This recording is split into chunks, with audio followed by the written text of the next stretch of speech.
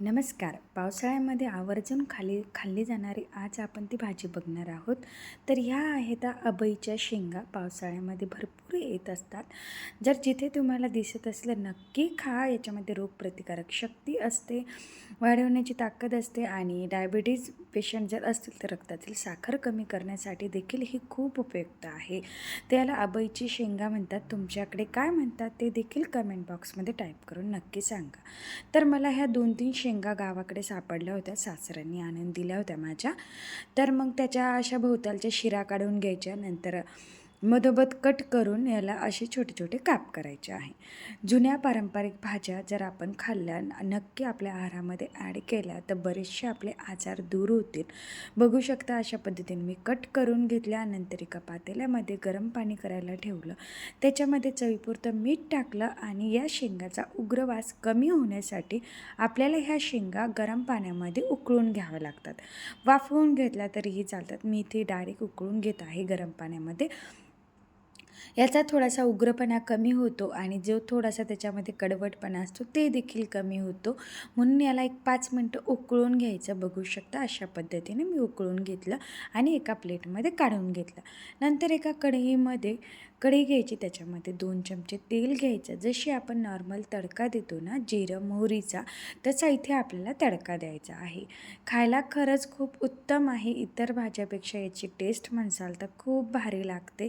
त्याच्यामध्ये मोहरी जिरं टाकायचं, छान तडतडलं की आलं लसणाची पेस्ट टाकायची, अशी जाडसर टाकायची क्रश केलेली. आणि त्याच्यामध्ये मी इथे लाल तिखट ॲड करत आहे 2 चमचे, छोट्या चमच्याने अर्धा चमचा हळद टाकायची आहे आणि कांदा लसूण मसाला टाकायचा आहे 1 चमचा. घरगुती कांदा लसूण मसाला वापरला तर फारच बेस्ट. त्याला थोडंसं परतून घ्यायचं आणि याच्यामध्ये आपल्याला कुटलेल्या शेंगदाण्याचं इथे कूट टाकायचं आहे. शेंगदाण्याचं कूट देखील मी असं जास्त बारीक नाही केलेलं, जाडसर खलबत्त्यामध्ये कुटून घेतले होते थोडेसे शेंगदाणे आणि ते व्यवस्थित परतून घ्यायचे. त्याच्यामध्ये अर्धा चमचा इथे मी टाकलेला आहे गरम मसाला, तो देखील व्यवस्थित परतून घ्यायचा आहे. आणि नंतर मग आपण ज्या शेंगा वाफवून घेतल्या होत्या ह्या शेंगा टाकून द्यायच्या आहे.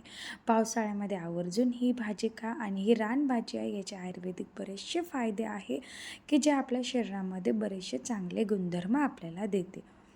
व्यवस्थित परतून घ्यायचं आणि त्याच्यामध्ये थोडंसं पाणी टाकायचं आवश्यकतेनुसार, कारण शेंगा ऑलरेडी 70% शिजलेल्या असतात. अजून उरलेल्या 30% आपल्याला इथे शिजवायच्या आहे. चवीपुरतं परत थोडंसं मीठ टाकायचं. मीठ व्यवस्थित टाका, कारण अगोदर मिठाच्या पाण्यात आपण उकळून घेतलेलं आहे.